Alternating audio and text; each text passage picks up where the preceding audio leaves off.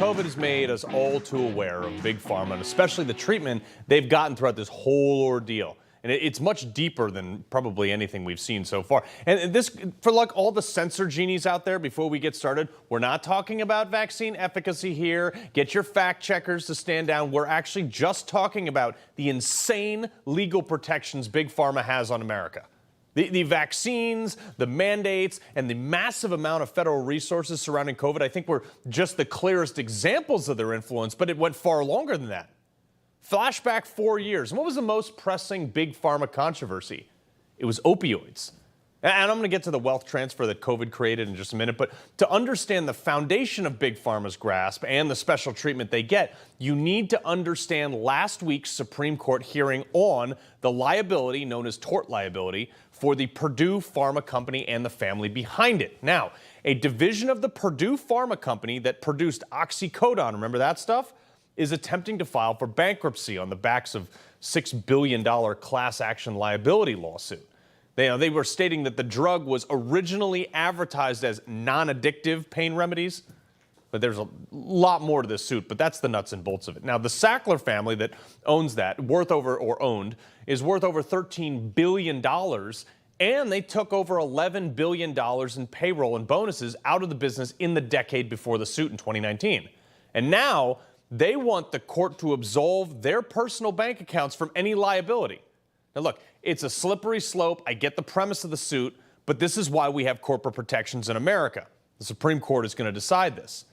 Now, the irony here is that in that case against the Purdue group, the federal government is the one arguing that the Sackler family should, in fact, be able to have their personal resources confiscated for a product they produced that didn't do exactly what they said it did. Sound familiar?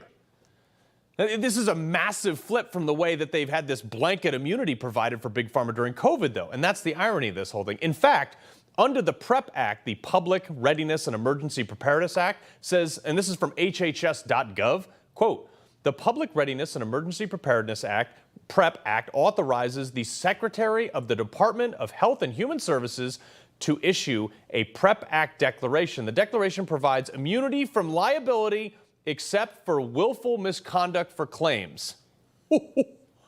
This little piece of legislation was passed by Congress and then signed into law by Bush back in 2005. It says that you can't sue Big Pharma for pretty much anything unless they willfully covered things up or lied to you. It's like a massive end run around personal freedoms and liability. It's shocking here.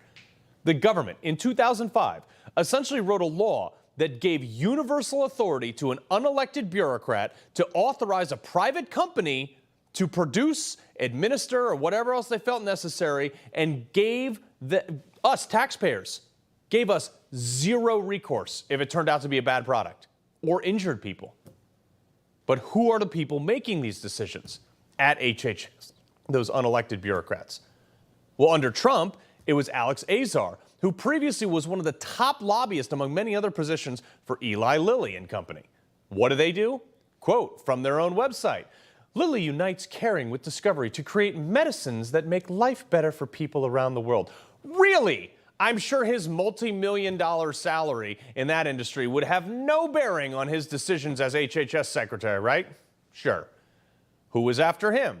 Under Biden, Xavier Becerra, the former congressman whom, according to FEC reports, during his tenure raised over $1.23 million from, quote, healthcare professionals for his election campaigns.